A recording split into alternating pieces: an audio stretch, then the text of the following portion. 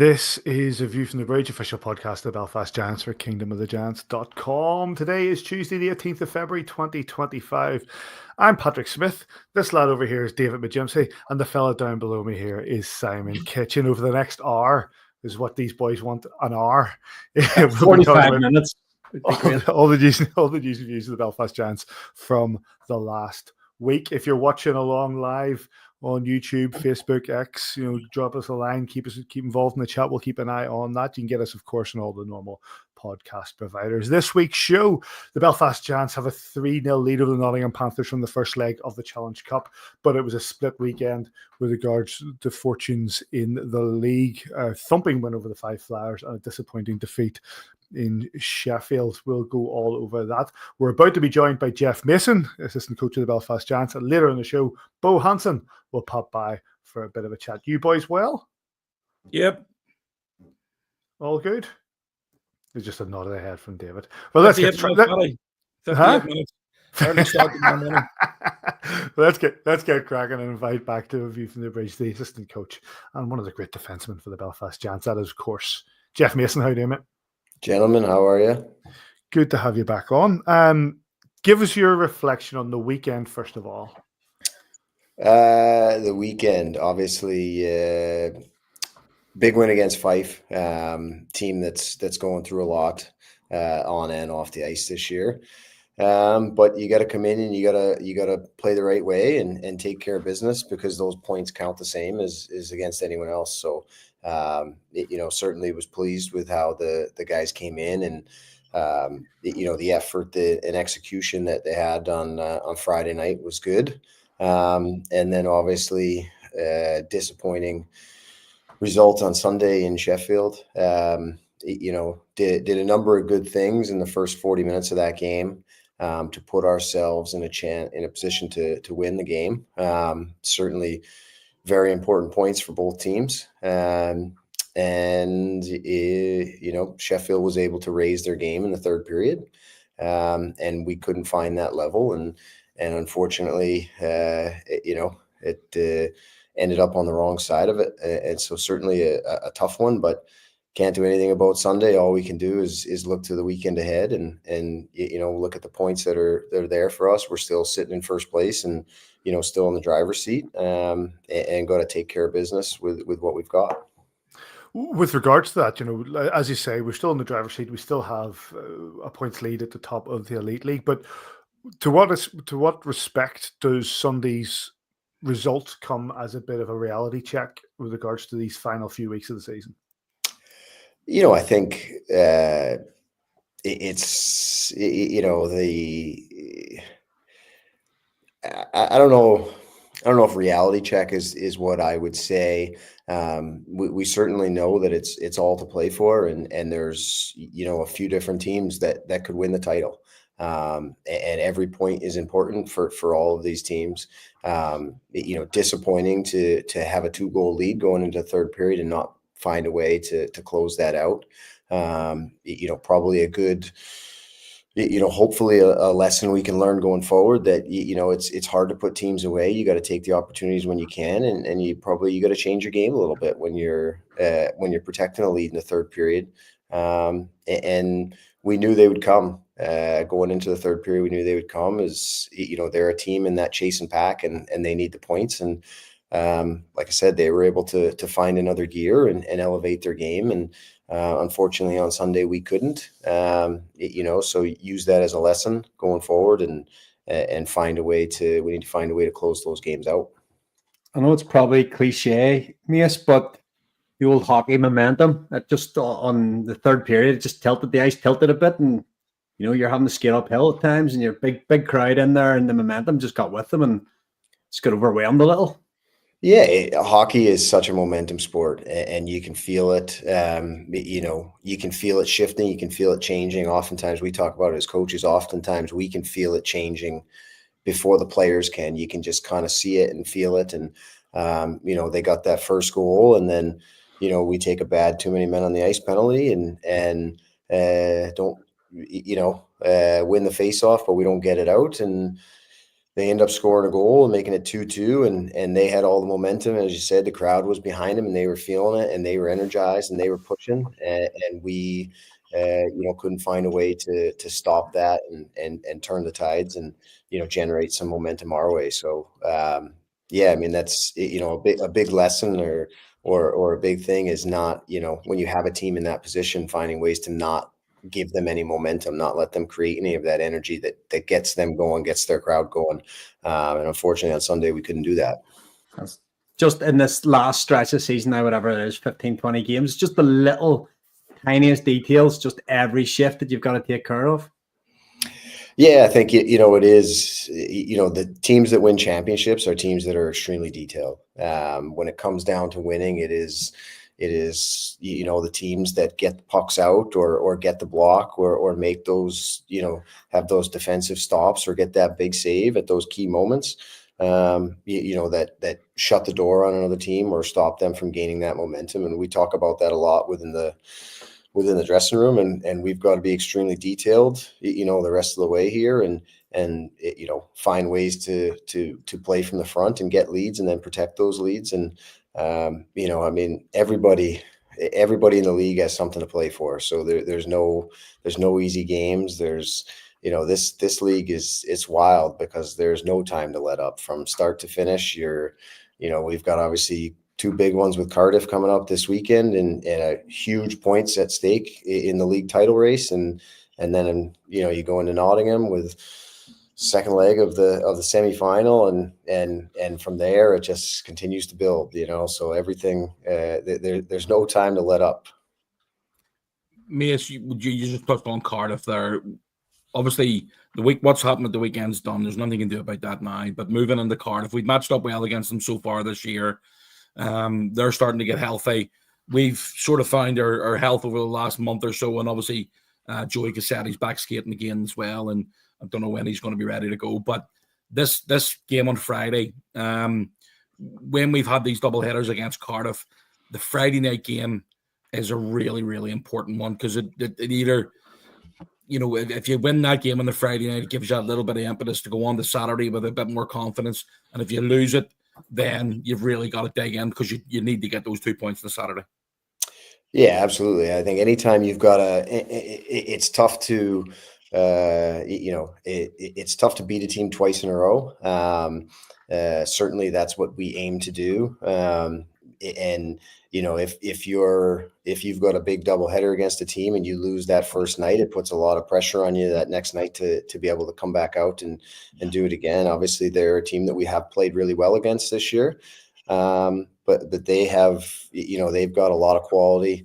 As you said, they're starting to get some players back. They've had some things. Obviously, they had the big boost there, the coming back and beating Sheffield to move on to the cup final. Mixed in the little stretch they had there, they won the Continental Cup, so they're a team that's dangerous. They sat on top of the league for many weeks this season, and I'm sure they'll be ready. And it'll be another packed house, and the arena will be jumping. And those are certainly the games as a player that you want to play in, and I expect everybody to be jacked up and ready to go. And hopefully we come out and execute our systems and play within our structure and get performances from everybody up and down the lineup and find a way to come away with the win on Friday and then move into Saturday. I want to get away from the Giants at the minute, but the big Giants. I want to go to the little Giants. Obviously, Max, your young lad is absolutely dived into hockey with 2 feet and absolutely loves it. And you're coaching a little bit up there as well, or giving a bit of your time. Is there a possibility another, what year is this, 2025, another 10 years down the line that Max Mason will have a number 3 in his back at some point?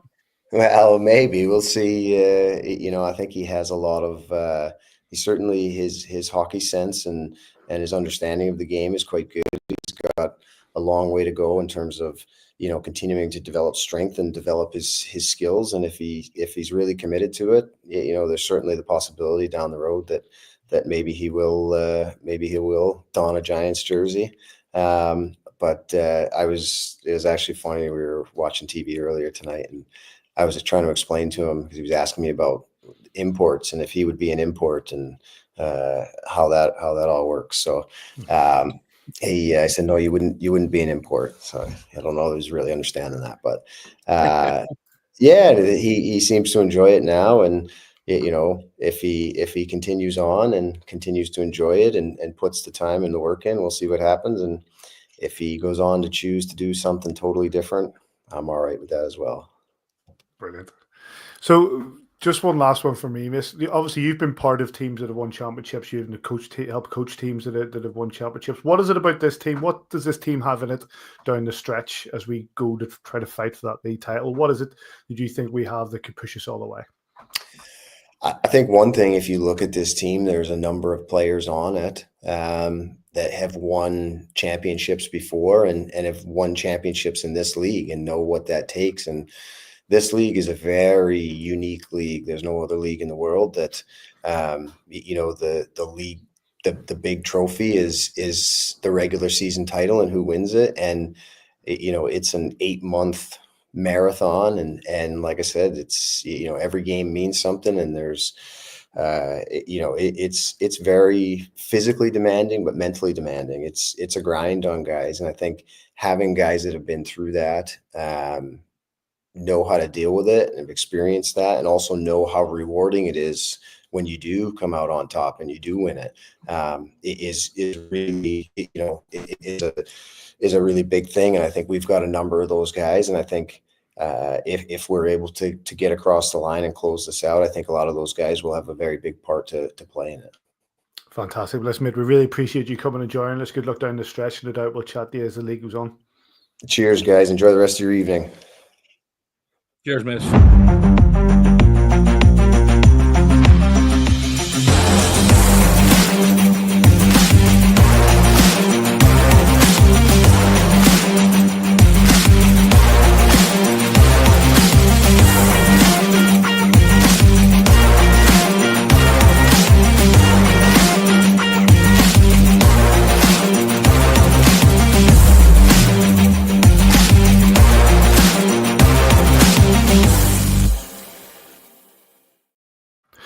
Big thanks to Jeff Mason for coming so early and joining us on the show. Right, boys, let's get cracking into these 3 games from the last 7 days.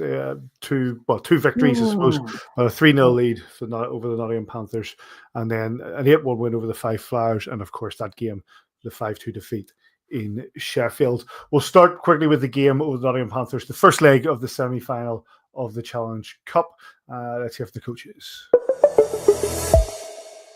I thought we were good in certain areas. Could have been better in a lot of areas, but I did think Jackson was very solid there. Whenever we did break down, he was there to kind of shut the door on them. We did get some timely scoring. I thought Captain Coops stepped up in a big way tonight. That's nice to see. And then we get a goal from, arguably our fourth line there. Nice play, poundy to easy to longer, and a heck of a finish. So, gives us that little cushion there going into a tough road building that we haven't had any success in this year. So, that's nice to have. But, it is a 120-minute game for a reason, and we're going to have to be better, I think, come 2 weeks from now. Well, I think it was certainly a playoff style game in terms of the time and space out there. There wasn't a lot of it. I thought Belfast did a great job clogging up the neutral zone. We knew that was going to happen. We just didn't really execute well enough, and weren't willing to put pucks into good areas and go get them. Look, I think at the end of the day, it was a tight check-in playoff style game. And like I said, not a lot of space. First goal, we're a little bit soft off the rush there. And, a 1-on-2 situation, and they get inside us, which should never happen. Really bad line change on the second goal. And then the third one, just a D-to-D post play, and they get in behind us. So, 3 mistakes ends up, 3 goals in the back of our net. And, unfortunately, we couldn't take advantage of the mistakes they made. I thought we had, I wouldn't say a huge quantity, but the good chances that we had were very good chances, and we just weren't able to put a puck in the net.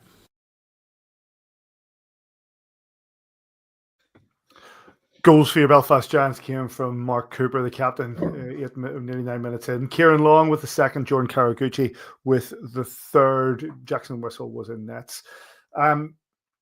Davey, I'll start with you on this one. we go 2 goals up in the first period, no scoring in the second period. Comes into the third period, and as that period goes on, it's about 7 minutes of that period before Karaguchi gets the third. But I had that feeling that we really needed that third goal. The Giants needed to put this performance in, and we needed that third goal going into Nottingham, because Nottingham are a dangerous side.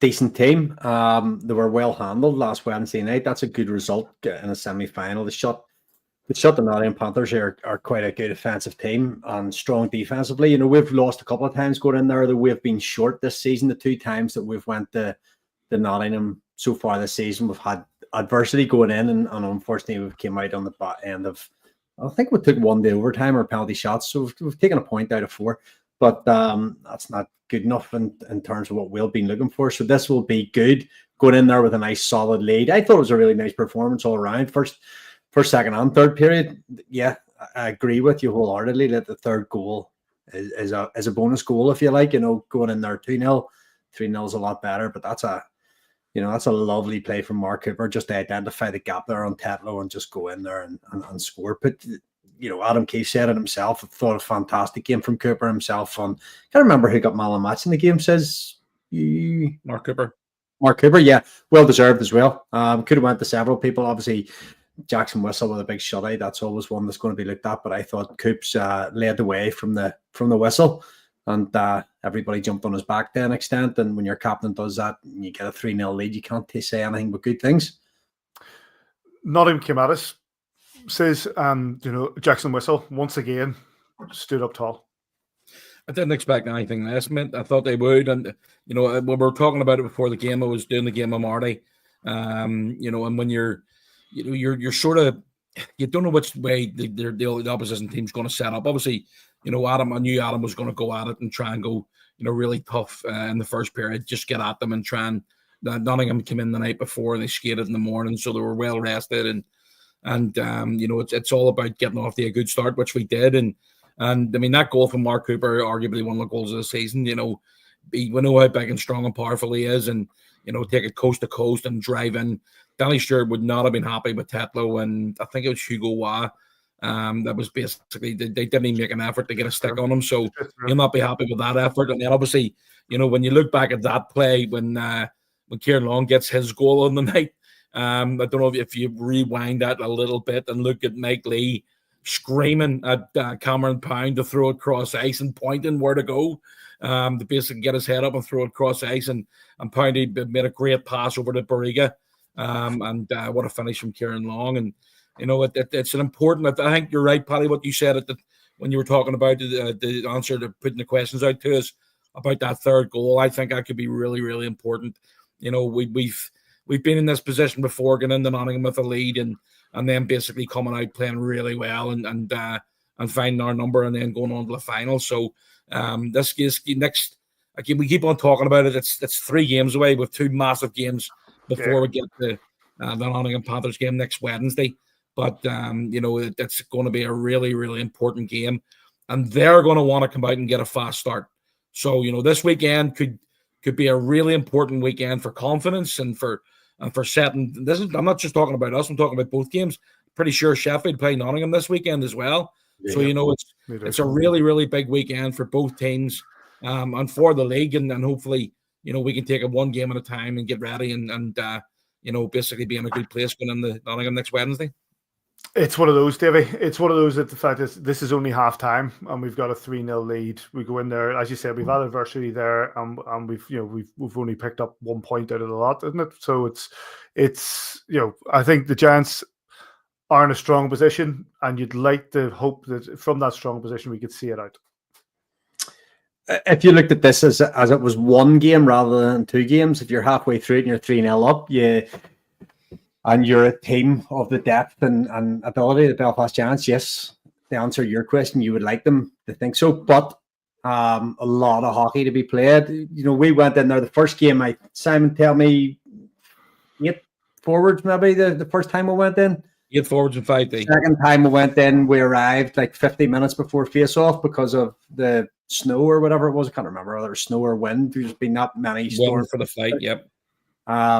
So we've had things that have gone against us there, and we've actually had 2 pretty good performances. 5-1. I think all the goals were scored special teams. So discipline is going to be important. I know that Jeff Mason's on talking about details there, and they'll be well drilled down.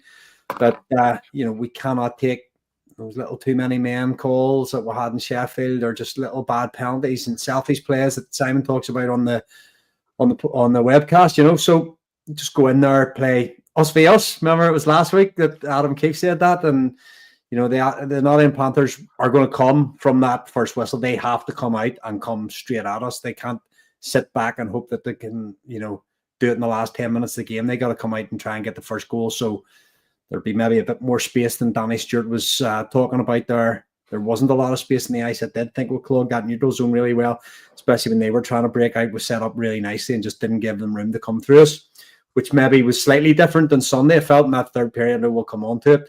We gave the neutral zone up a wee bit too easy on Sunday afternoon in the third period. So, lots to work on, and the guys, I'm sure, will be working on those little details in training this week.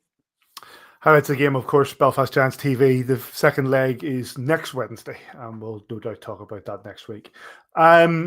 Let's crack on to the game against the Fife Flyers. An 8-1 win for Belfast Giants. Here's the coaches. Yeah, that's exactly what I'd call it, as a professional performance. I thought there was a couple looks we gave up in the first period I didn't like. But outside of that, I thought periods 2 and 3, very professional job. Obviously got rewarded with some goals, some timely starts. I mean, you start the second period with 2 goals in a row, and then you start the third period like that as well. Obviously it takes a little bit of wind out of their sails and a little bit of belief. So, that's what we asked the guys to do is, continue to play there in the third period in particular, and not to give them any belief. Obviously, we learned a lesson in Fife a couple of weeks ago that we don't want to do that. So I thought it was just a great job. I thought everybody pulled the rope. Everybody did a job tonight, from Tom right on out to everybody else. Obviously, a big night for Kawaguchi with 3 goals. And, there's a lot of good things about tonight's game. Obviously, some rest tomorrow, and then a real big one in Sheffield. Yeah, I think you said it great there.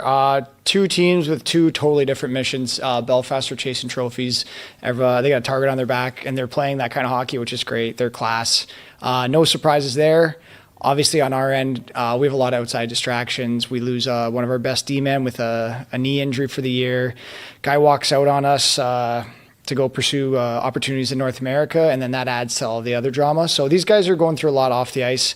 I think the disappointing part about tonight is, according to Kiefer's game plan, kind of punch us in the face right away. And maybe 5 out of the 8 goals are like early in the periods when we're not tired. And I think that's the disheartening part, is that we're getting scored on when we're not tired. And obviously there's ebbs and flows when the game gets out of hand, and maybe the foot off the gas, but they're scoring early when we're energetic. So that's something we want to address as a team. But like you said, it's a lot going on. So I can't commend the guys enough for their efforts, and they keep coming. But it's a tough stretch right now.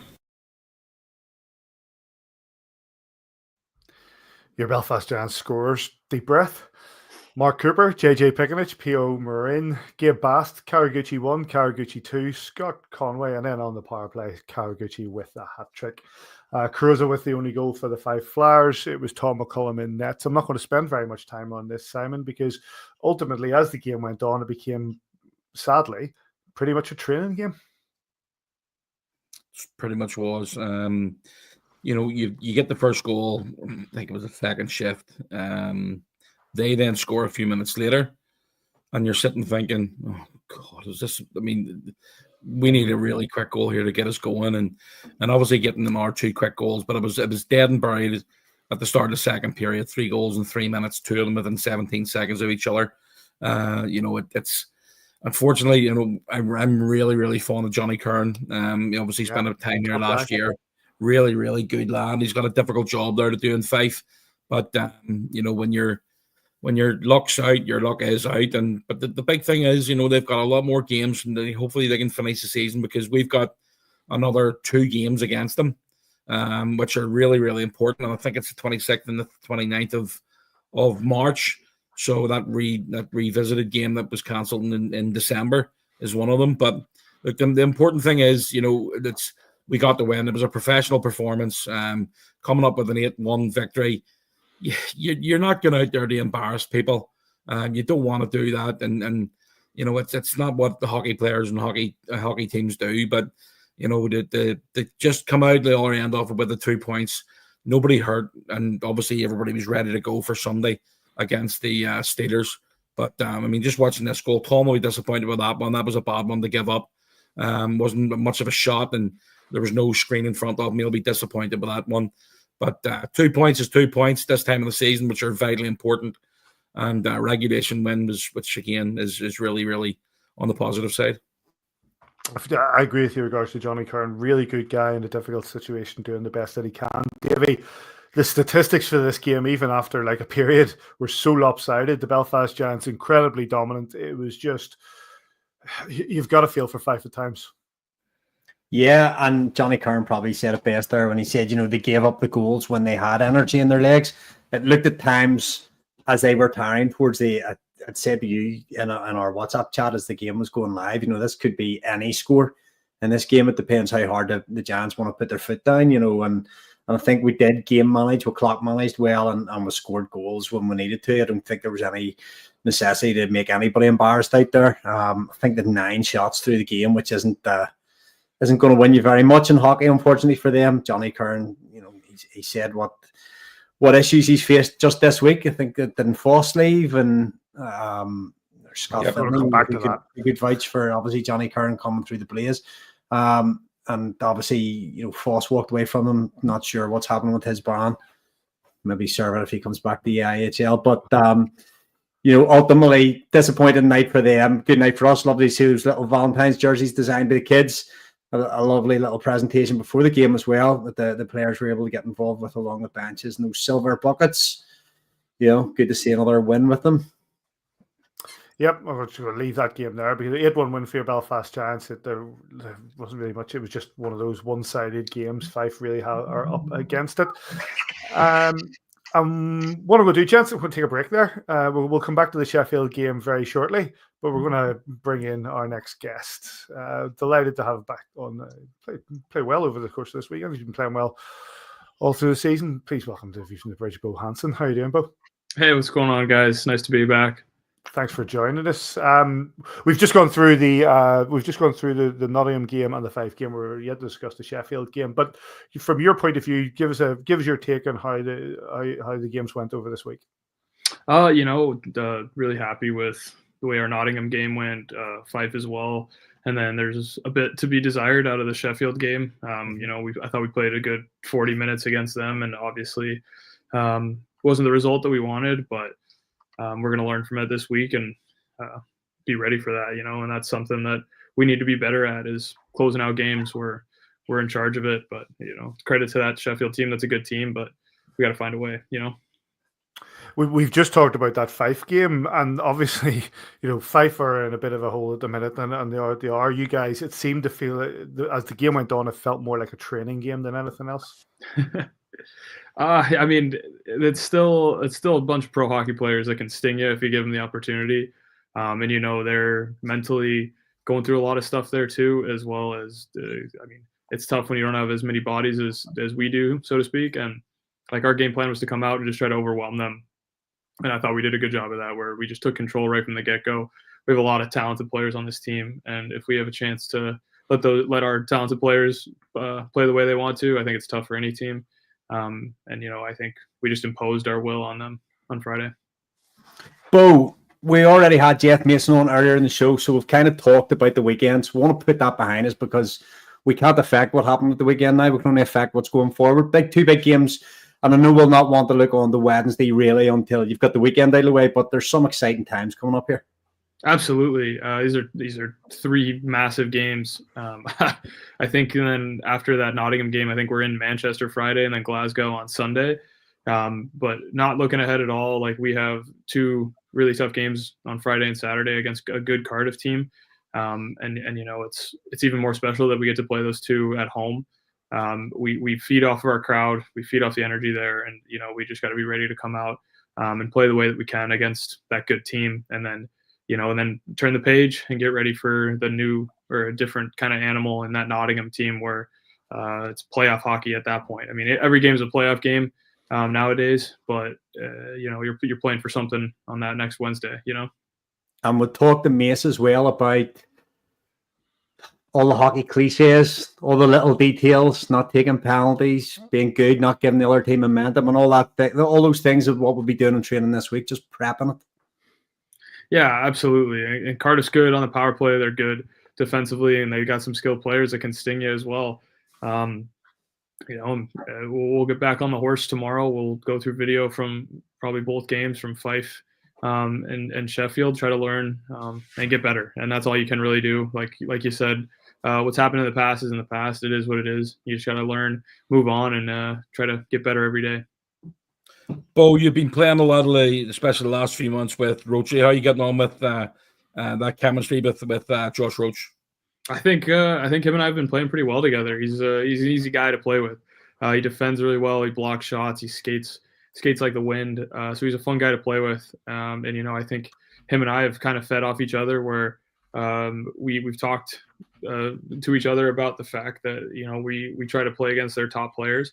And the more that we can shut down the other team's top players and get the puck into our top players' hands, the better we're gonna have of success. And I think that's why you see us towards like the top of the league in the plus-minus category, where we're trying to do the right things defensively, get the puck and try to play. If we can play in the O-zone, that's fantastic. But if we shut down the other team, and that's our goal. You know what I mean? Yeah, well, the game's an awful lot easier when it's in the O-zone, believe you me. You had your family in the last couple of weeks. How's that been for you as well? Oh, it's great. So my family took off this weekend, over the weekend, I should say. But it's just nice to kind of get that refreshed and towards the dog days of the season, so to speak. Like they came out earlier in the year, or in November, late October, early November. And that's kind of a refresh there. And then another couple months go by and you're kind of like, it's not like you're dragging your feet, but it's tough when you're living 7 hours ahead of your family. And it's like, you try to talk to them. I try to talk to them as much as I can. But it's just nice to be able to be face to face with them, get meals, just hang out and just be in their presence. It's relaxing. It just recharges your battery a little bit more. And I loved having them out. You came in from Aalborg. You and Peel Moran came in from Aalborg this season. How has the Elite League met your expectations when you made the decision to make that leap over here? It's a good league, man. You look at the rosters on other teams and stuff too. It's like every team has good players, and every team can compete. It's a physical league. I'm having fun with it. I like playing over here. And I think it matches my game pretty well, where like I got to be physical, I got to be good every night. It's a demanding league, with back-to-back games here and there. Where in Denmark last year we only had like 1 or 2 back-to-back weekends where we were playing Friday, Saturday. Where here it's just a different kind of mindset too going into it. I think you got to be mentally tougher to play on both of those nights back-to-back, because with the way our league's set up too. Every point matters. I've said this ad nauseum too in every interview I've had, and I'm sure Kiefer has as well. But it's just like it's fun. I'm enjoying this league, and hopefully we can keep playing the way we've been playing. Interesting, you said the physicality side. Obviously, you played ECHL, and then you made the jump over to Denmark. Have you found it that much more physical, or is it more meeting what you had in, like, say, the coast? I'd say it's more meeting like we had in the coast, where a lot. It's like we just have so many North Americans throughout the league, where I think their style or our style is gonna run through a guy if we have to. Where playing in Denmark last year is a lot more possession and cutbacks with the puck. I felt like, it's still good hockey, and that's where you see a lot more dump and chase. I say in this league, where that's what you have to do, because if you turn that puck over in the blue line, guys are jumping and turning the other way. Where in Aalborg last year, I remember our captain last year getting mad at me for dumping a puck instead of like coming back with it and trying to regroup to reattack. Recycle it is right. So it's just a different kind of hockey, but it's all good hockey. You know what I mean? Bo, let's talk the important things in life. I watched with some fun dining with Dicko. And you gave me one of a real smile last week when you had some dulse. Oh my goodness. You commented that's just the bottom of a boat. Yeah, let's see. So not to be confused with, I think it's like nori, which is like common seaweed paper-ish. I love sushi too. So nori is like what you could buy like seaweed chips or seaweed stuff back in the States. And that apparently was just straight up seaweed. And it tasted like if you put a cabbage in the ocean and tried to eat it. That was just not for me. Delicacy. Something that every now and again my sister would post me a wee bag over, and I like, honestly, Bo, I love it. Like, but Bit of yellow as well. So they take it away from that, but you've had a little bit of Northern Ireland culture. You've been here, whatever, 7, 8, 9 months now. Have you been enjoying your stay in Belfast? Yeah, it's a fun spot to be. I like where we live. I think I might have mentioned it the last time I was on too, where I'm a big fan of my normal routine. Like after practice, I like to walk into town and either get groceries to make dinner for the night and lunch or whatever, or grab a bite to eat and grab a coffee and stuff too. And it's a fun city. Like there's always a new coffee shop that I could try. There's new restaurants you can try as well. Like the other night I went to the Ivy for the first time, which was great. And it's just like, it's fun. I like the city a lot. I like where we're living. There's so much to do. I feel like everywhere you go, there's a chance to try a new spot. And so it's cool. Bo, let's get the important thing. Forget about the Dulce and the EIHL. Yeah. Let's get off that. Let's get off that. Four Nations hockey. What's the banter been like in the room between the US and Canada? I think the guy that's leading the banter is Goody, David Goodwin. So I think that's a guy that you need to ask some questions about what are his thoughts and stuff. But oh man, I love the Four Nations hockey aspect. Like I'm such a fan of best on best hockey. I think it was in 2016 when they had the World Cup of Hockey with Team Europe and the Team North America. Like that was awesome too. It's a shame that we haven't been treated to that in a handful of years, but oh my goodness, like it sucks like being ahead of it. So like you don't get to see it until the next day, but man, like I'm glued to those highlights like the next morning. So it's so fun to watch the best players play against each other. It's coming back, the World Cup of Hockey 2028. Yeah, exactly. I think is next year the Olympics too. Yeah. So, Olympics next year. You know what? I just think they should wrap up the All-Star game and do this every year. 100%. Oh man, 100%. Absolutely brilliant. It's awesome. I've sat and watched every game. I've sat up to 3:30, 4 o'clock in the morning watching every game. It's fantastic. But how many such good hockey? Yeah. But how many coaches were watching that USA Canada game, seeing some of the fights, thinking, "Hold on a minute, lads, we've still got half a season to go here." If you're a GM watching some of those guys going toe to toe, you're probably not too thrilled. We talked about it earlier in the season. Ben Lake playing against Gabe Bass, one team GB, one Giants, and they're smashing each other into the corners, and they're going to be on each other's roster in 2 or 3 days. Yeah, but it's when you have a chance to play for your country, like everybody wants to do that. And so I feel for those guys who are at the top of the game that don't get to play for US, Canada, Sweden, and Finland and stuff too. But this is what you get when you want to put the best against each other. You get a little animosity too. And I think it's great for the game of hockey. I saw a stat that was like that USA Canada game was the most watched hockey game in years, or the most searched, like had the most Google searches for like ice hockey in a decade or something. So it's great for the game of hockey. I think you need best on best to really grow it. Well, they say fighting's out of the game. What a load of old tosh. I mean, 3 fights in 9 seconds. Everybody's watching. It was unbelievable. Brady Kachuk's hit on Drew Doughty in the corner. McAvoy on McDavid too. He's hurt. McAvoy's hurt. He apparently was a mass general today. I've seen a highlight, a news thing come up. So gets me to Thursday night, US or Canada on Thursday night. Come on, Kishy. We're rooting for the Americans here. We know I'm a neutral here. I'm a neutral. I'll be sitting watching it, believe you me. But let's stir it up a bit to basically get the boys in the room chatting about it as well. Yeah, I'll put up a poll tomorrow. I'm normally one of the first ones in the rink. I used to do riddles of the day, and now I'll put up a poll for what we're thinking here. Is that a 1 a.m. face-off on Thursday? It is, yes, mate. I'll be there 100%. TD Garden. And the atmosphere, I'm sure, considering it's Montreal and Boston with the two venues, you couldn't get two more passionate, more involved venues and throw it in Boston and Montreal. It's been absolutely phenomenal. But before I let you go, Bo, obviously let's bring it all the way back. We got these two games against Cardiff this weekend.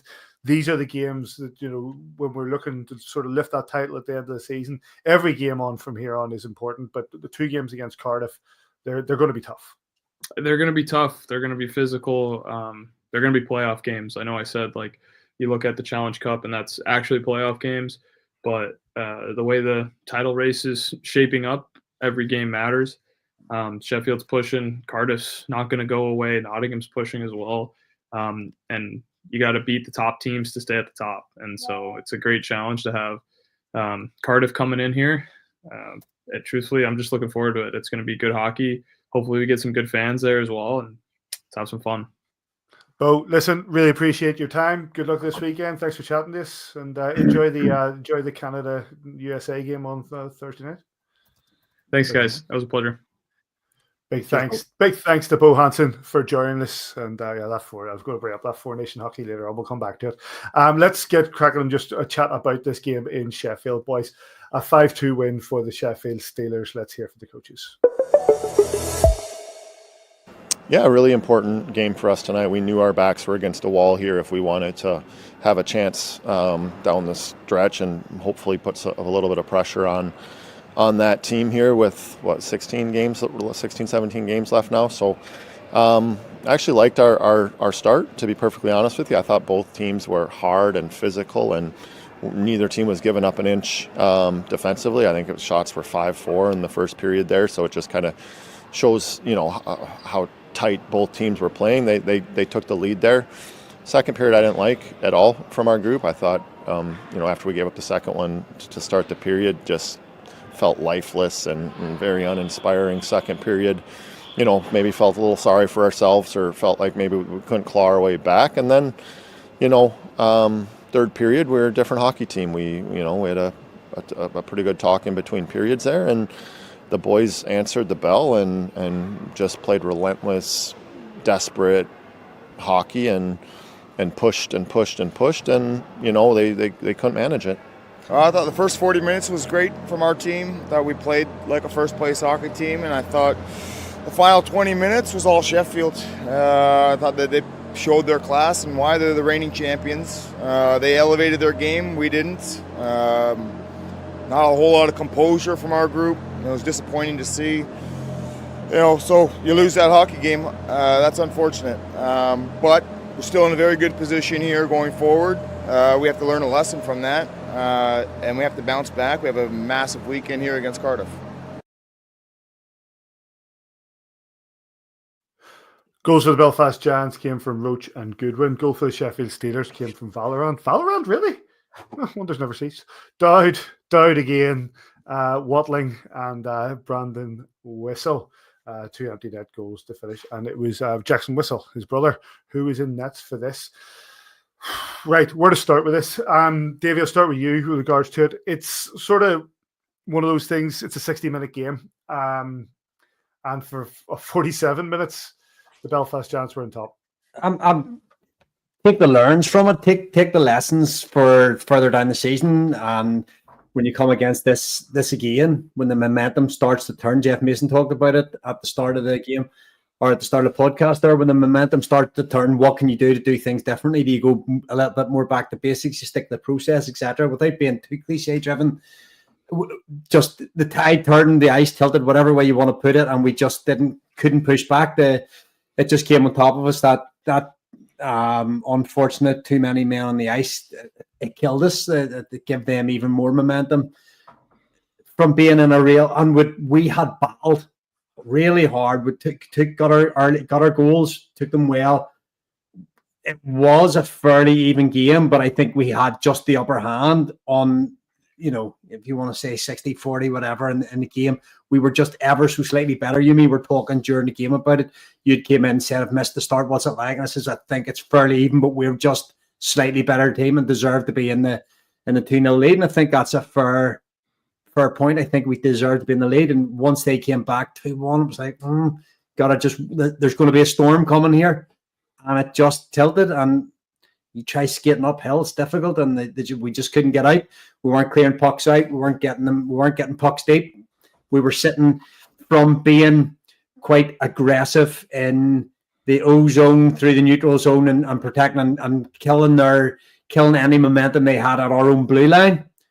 All of a sudden, you're slightly back more towards the top of the circles. Your forwards are then chasing through the neutral zone, and they get good possession into your defensive zone, and all of a sudden they get a chance to set up, the drawn penalties. They're getting shots, they're getting rebounds, and that's all that happened. The momentum took them to the victory, and I wouldn't be worrying about the empty net goals, calling it a 5-2 game. It was a 3-2. It was 1-goal game, so let's not get carried away that we were beat out of sight or anything. We lost in a tight 1-goal game, and ultimately the too many men goal was the one that took them over the edge. It was one of those as well. Says that when we're going into the third period and we're 2-0 up. Game management, you want to see it through, but you can't take away from Sheffield. Arguably, their season was on the line in that third period. They needed to get something from that, because if they didn't, then we were stretching our lead. Listen, anybody thinking that you're going to go into Sheffield and they're going to turn over, roll on their tummies and let us just tickle them, it's absolutely deluded. Sheffield, they're a good team, make no mistake about it. You're 2-0 up. I was still very nervous. The game wasn't, it was not as if we were miles away from them and playing so much better. They had the opportunities, and Jackson, kept them at bay and then did really well. They get their first goal, gives them, Davy just said, gives them a bit of life. The second goal, the boys will be really disappointed with taking the too many men on the ice penalty, and that momentum is, we talk about it all the time, it's absolutely huge in this game.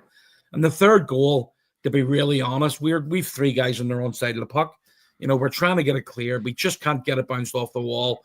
It jumps right in front of a stealer there. Gabe Bass is sort of screening Jackson, can't see it properly, and they get that obviously the game winner. Disappointed, absolutely, 100% disappointed. You want to try and, you just said it there, Paddy, you're 2-0 up, and you want to try and say that game out. I know you're not a massive fan of Valorant, but his goal was absolutely superb. Bar down, was a fantastic shot. A little bit of a screen on Jackson, but great shot from Valorant to get them back into the game. And, it was really disappointing the way the thing finished. And, I see a lot of fans having a go at Adam for pulling the goalie. You have to pull the goalie. Just not why people doesn't matter. You're 3-2 down with 2 minutes to go. Doesn't matter if it's 4 or 5. It's absolutely irrelevant. Pull the goalie. We've capitalized on it a couple of times this year. Unfortunately, it's went the other way, and that was one of those games. But look, I think what you mentioned there, the way you put the question to me, Paddy, was their season on the line? I don't know if it was on the line, but it was a massive, massive game for them. Bigger game for them than what it was for us. We're still in a really good spot. I said exactly the same thing last week. There's not a team in the league would not rather be in our position. I'd rather be where we are than what any other team in the league is right now. And we're still in there. We're still, what is it, Davy? Us v us. Basically, that's the big about it. That's the most important thing. Friday's game is huge, massive. Yeah.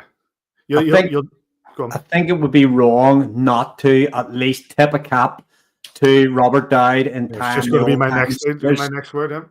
Ty Stevie Nemeth, 365 or something mental, 356. Can't remember exactly the number there, Paddy, but he'll obviously. He was involved in every goal, 3 assists and 2 goals. Yeah.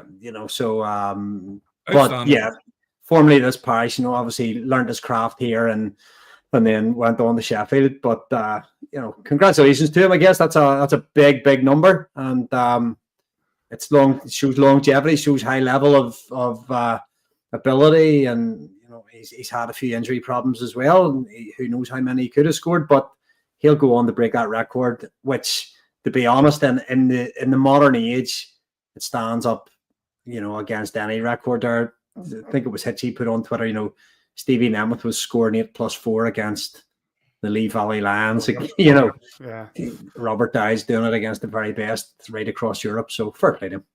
It's one of those. I thought that in this game, obviously he was on the show, he joined us on the show last week and he was great. But it's he had input in every single goal. They say he had an assist for the first one on Valorant, and no, you'll never convince me on Valorant, and it seems to upset a lot of people that I don't like Valorant, but then tough. He scored goals 2 and 3, and then the tying goal and the game-winning goal ultimately, and then he had assists on Watling's empty netter, and he had assists on Brandon Whistle's empty netter. There's the captain taking the game, taking their season, putting it on his back and saying, hold on a minute, boys, we need something from this game and we're going to go get it. And considering how flat the arena was at about midway through the game, and don't take my word for it, take it from the commentary. JJ Fernie and the commentary said that the arena was silent, and when that arena is silent, it's cavernous. It is silent. You can hear people sneeze in the far corner. It's so quiet. But then the opposite is also true. And you said about momentum. Has Munich scored, David? You say about momentum. It's a case that when it starts to build up and when it's noisy, they're right on top of you, because then it goes from being a cavernous, empty arena to being a really loud one. And I felt that we struggled once that momentum really shifted. Anyone? Yeah, we did. And we'd actually, I know we keep going back to our WhatsApp chat, but like it was so quiet, and that's exactly what you want to do as a road team. You want to take that. I don't have the game sheet in front of me, 8,000 or something in, big number in. You want to take that home advantage out by getting an early goal, by sucking the atmosphere out. It's a quiet place at the best of times, and it was quiet through those first 2 periods. But the opposite happened then. Once a bit of belief got into the crowd, then that's where you want your home crowd to drive you on, and can't say they did anything but that. And it's just one of those. We'll talk about it till the guys come home. It's throw the puck in the bin and move on. I don't know whether boys were training today. Says no day off today. So back tomorrow. They gear up for a massive weekend. We can't change what's happened on Sunday. We can learn and get back to basics and get back to processes and make sure that doesn't happen again. Finally says, what lesson do we take away from this game? What do we take from this game that's going to see us through to the end? I think it's all about the game management and preparation. We talk about Adams following his system and just doing the right things, creating good habits. As I say, that third goal, when you watch that against all, there's literally 4 guys battling 2 Steelers against the wall.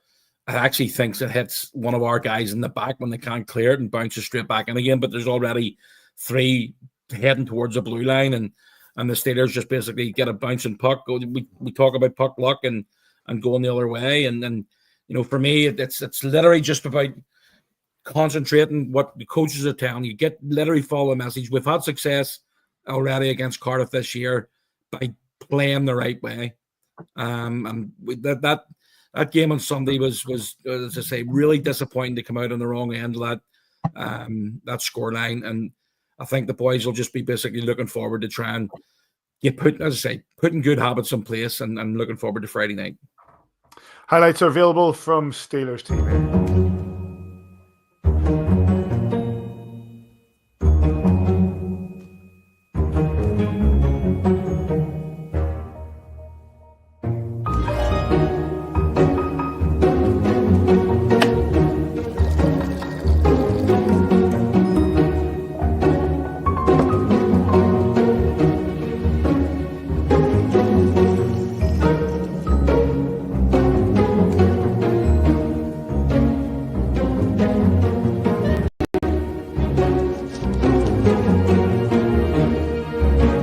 Save the date.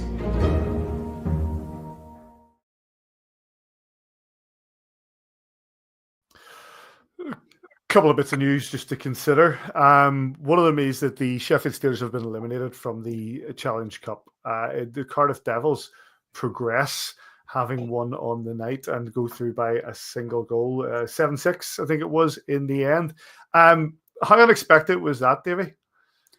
We've just talked about Sunday and the dread, the M word, momentum. Just Cardiff jumped out an early one at home and got the place rocking, and the crowd got behind them, and the wheels came off Sheffield to an extent, and then something calls go against you and they get in your head, and nothing can go right for you, and you concede maybe a soft goal, and then you start thinking about one you conceded in the first leg, and you just can't get your head back in the game. And Cardiff were able to see it out, and be interesting to see who they face in the final now. It's one of those, as you say, as Davey says, it's one of those. Once that train starts going, it's tough to stop, especially if you want to try to get back into it. And like everything was falling the Sheffield's way in that first, apart from maybe that last Cardiff goal, which ultimately saw them out. I fancied Cardiff, to be very honest. I thought Cardiff were going to win. We talked about it there last week or week before, Paddy, and you said that you thought Cardiff were done. They're far from done. They're certainly, they played very well last Wednesday night. The momentum swing was huge for them, and it is a loud building. They play pretty decent the third period in most games, and they come out with a 4-1 scoreline against the Steelers, and send them back up the whatever motorway it is to Yorkshire. That would have hurt them for sure. It was transfer deadline day. Just the last couple of days, there were a few little bits of movement. Reece Kelly moved on deadline day from the Glasgow Clan down to the Sheffield Steelers. The Cardiff Devils signed a forward, Bell Alkvist, came from Norway and we were told how much he was paid in Norway in the release, and they also said that he was on his way to England, which was quite entertaining. And the Panthers actually picked up Hutama, the former Sheffield Steelers backup netminder who was released. But one of the other movements that happened in the last couple of days was the release of Ryan Foss by Fife. Quite unexpected. There was that outstanding suspension that he never served against us. I don't know where to take on that, because that I feel it's quite embarrassing for the Elite League for that to happen. He was suspended, but it was deferred on the basis that they may not be able to meet their minimum requirements in the game against us. But they iced 16 players, or 16 players were on the game sheet in that game when the minimum was 12. I don't understand why Foss never saw his suspension through, says. I said at the time, I really don't care. Really? It's really annoyed me.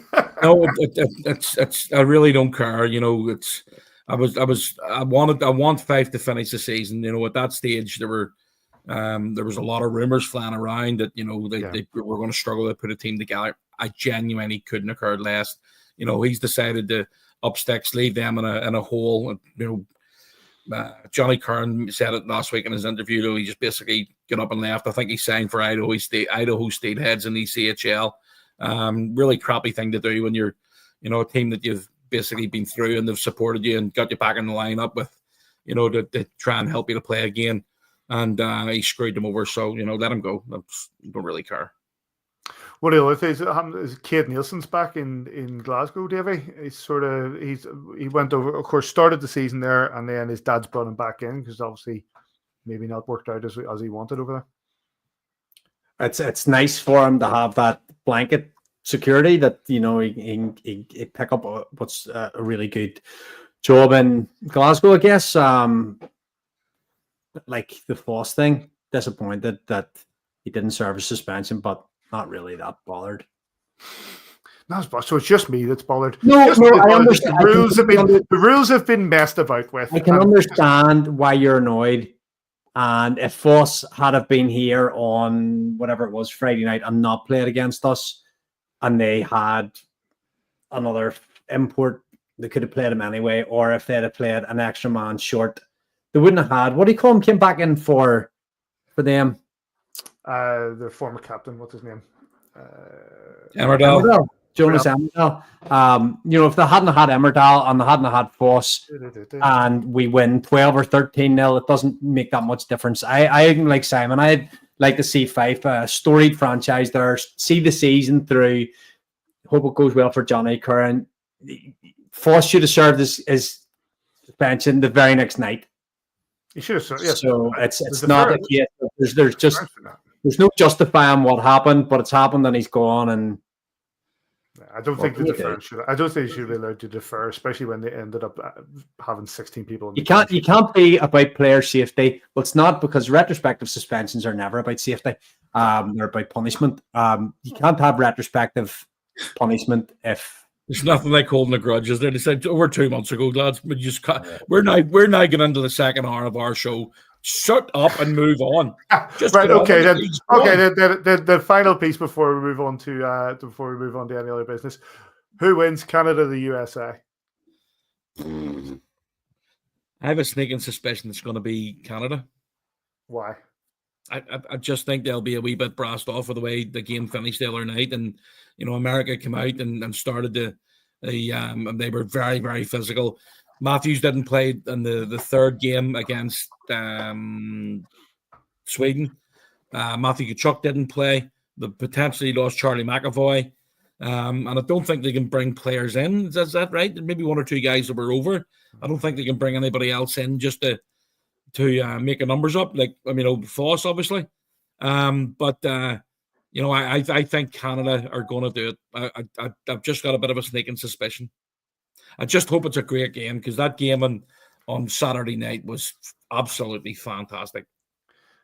Dylan Larkin with a goal and a point and an assist on the night, Davy. Yeah, good as well. Hopefully he comes back home and he's buzzing to get us the playoffs for the first time in forever. So there's a chance. First time since Wings haven't reached the playoffs since they left the Joe. Yeah. I go the other way. I fancy USA. I just think the show should have been called Momentum tonight. I just think they'll ride that crest of a wave, and I believe they're playing for. If USA win, Canada become the 51st state. Is this correct? Well, depends who you ask. Yeah, indeed. And no, the title of the show is the title of the show for very apparent reasons. Warmies. What is the title of the show? Warmies. Did you see that from the Nottingham? Oh, yes, shit now. The Belfast Giants have two games, as we said, on Friday night and on Saturday night. Both. Let's go. 7 p.m. against the Cardiff Devils. Big games, big weekend. No doubt, as there always is, there'll be a big travelling support from Cardiff. Get your tickets. Get yourself down there. And if you can't, then you can follow it on Giants TV. Any other business, boys? Yeah, I've won. From the club, a massive thank you to everybody that contributed to the funds that were raised and the awareness that was raised for the Children's Heartbeat Trust on Friday night's game on Halloween on Valentine's night. Absolutely fantastic effort by everybody involved. There was a lot of things that happened over that week. But there's just so many good things that the club does and just doesn't get recognized for it. The Laura's obviously behind an awful lot of it, which we know how important she is. But she hates taking the plaudits for it.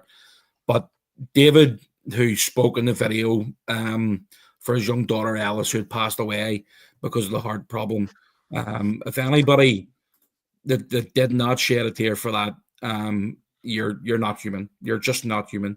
I thought he spoke very, very, very well, and for him to come out and say we've all got daughters, and for him to not have to sit and do the video. It's a year down the line since Alice passed, but you're sitting and listening to what he's got to say about the way things happened, and obviously as a family they've basically came together and they were at the game and dropped the puck. The eldest daughter dropped the puck on Friday night.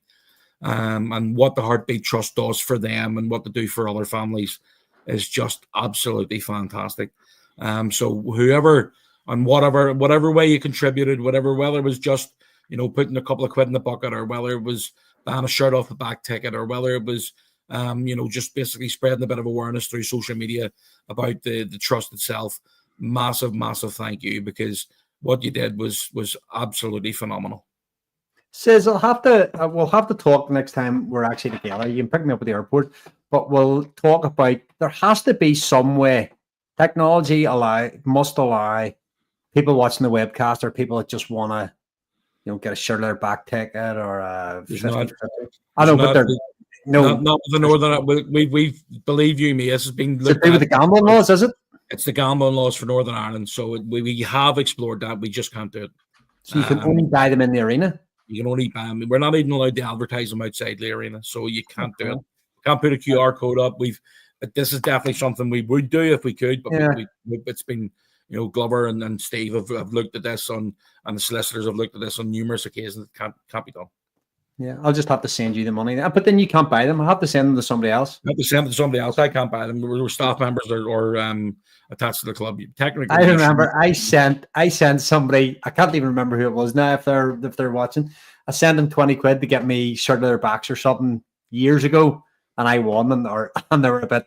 Might have been my ticket that one. How do you know it was your ticket? So it wasn't me. I think I let them keep the shirt. To be honest, I can't remember.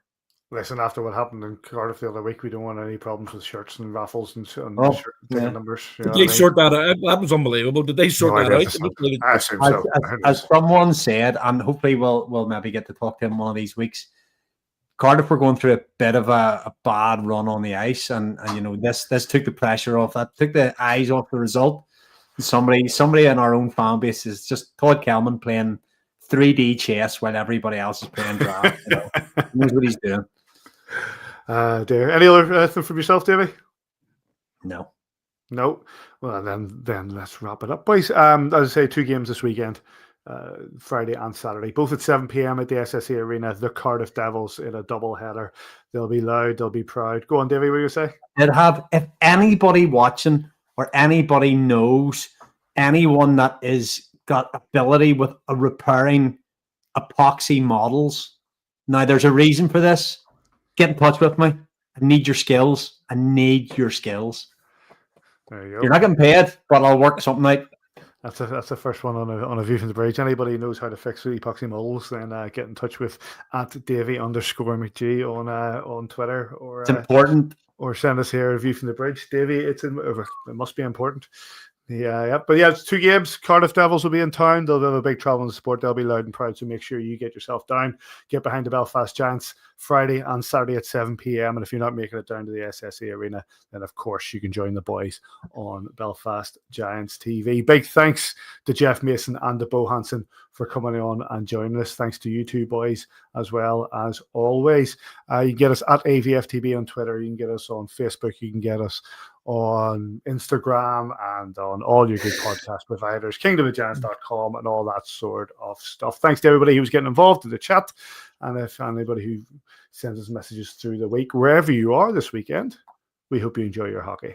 We'll catch you here next time on A View from the Bridge.